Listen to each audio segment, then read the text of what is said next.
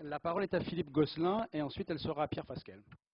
Merci, Monsieur le Président. Je reviendrai en quelques mots sur le débat sur le débat. Il ne s'agit pas de le rouvrir, mais simplement pour faire remarquer que si débat il y a eu depuis le mois d'octobre, c'est quand même bien grâce à l'opposition, parce que la majorité a réellement tout fait pour qu'il n'y ait pas ce débat. Je le rappelle, il n'y a pas eu d'états généraux. Il y a bien un débat public dans la presse, évidemment, les gens en parlent, mais il n'y a pas eu d'états généraux et il n'y a pas eu non plus le débat que nous souhaitions large en commission élargie de l'Assemblée nationale, comme ça a déjà été le cas sur d'autres sujets, notamment les lois de révision de bioéthique. Et on est, je crois, dans un sujet de société aussi important que les lois de révision de bioéthique. Donc si débat il y a, c'est bien parce que nous avons porté le fer et pas parce que la majorité ou le gouvernement a bien voulu nous octroyer ce débat.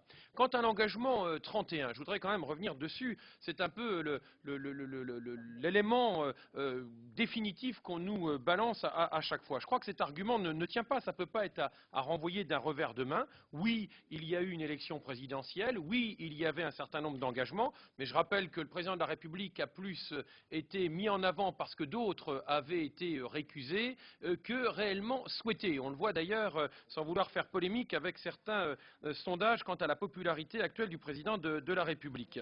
Et s'il suffisait d'être greffier et d'enregistrer les 60 propositions en disant bah, écoutez, voilà, ça a été voté, le président de la République est élu, donc on vous fait un package des 60 propositions, vous voyez bien qu'évidemment ça serait beaucoup plus simple que ça. Donc le Parlement n'est pas un simple greffier des engagements présidentiels et il nous semble important de pouvoir continuer à débattre. Je reviendrai aussi en quelques mots sur le référendum. Je trouve que notre collègue et ami Touré a été bien rapide.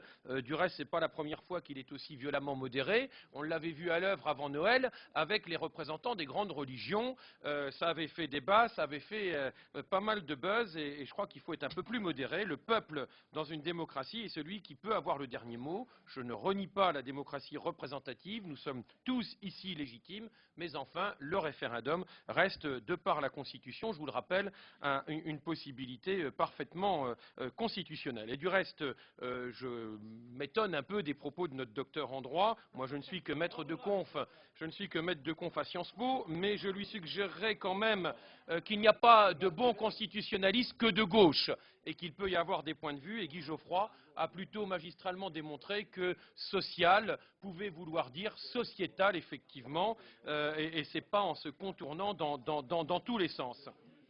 Quant au bloc de constitutionnalité, pour essayer de répondre en quelques mots à nos collègues Coronado et Roman, qui s'inspiraient de l'exemple espagnol, je rappelle que nous ne sommes pas encore, en tout cas, sous l'égide de la Constitution espagnole.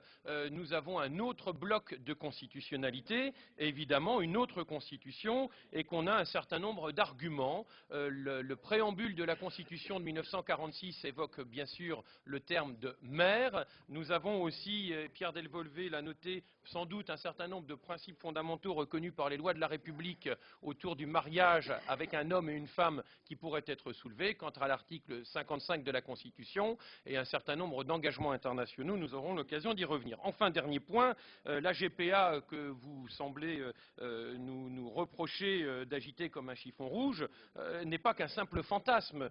Je rappelle qu'on a une théorie des dominos qu'on a pu constater à l'étranger. Le Danemark, la Suède, après quelques étapes, ont adopté la gestation pour autrui. Les mères porteuses sont bien dans le droit positif du Danemark et de la Suède. Ce n'est pas une invention de l'esprit. Quant en interne, au Sénat, je rappelle que Michèle André, sénatrice socialiste, a fait voter un rapport sur la gestation pour autrui. Certes, mais nous acceptons la diversité. Il n'y a pas de discipline de vote chez nous, comme au Parti socialiste et comme chez Bruno Le Roux. Nous ne sommes pas des godillots, merci de le signaler et de le faire remarquer. C'est une grande différence. C'est une grande différence. En tout cas, le rapport de Michèle André, ce n'est pas un simple fantasme de l'opposition actuelle. Il existe bien et vous comprenez pourquoi, à ce stade, nous avons effectivement de grandes inquiétudes. Merci beaucoup.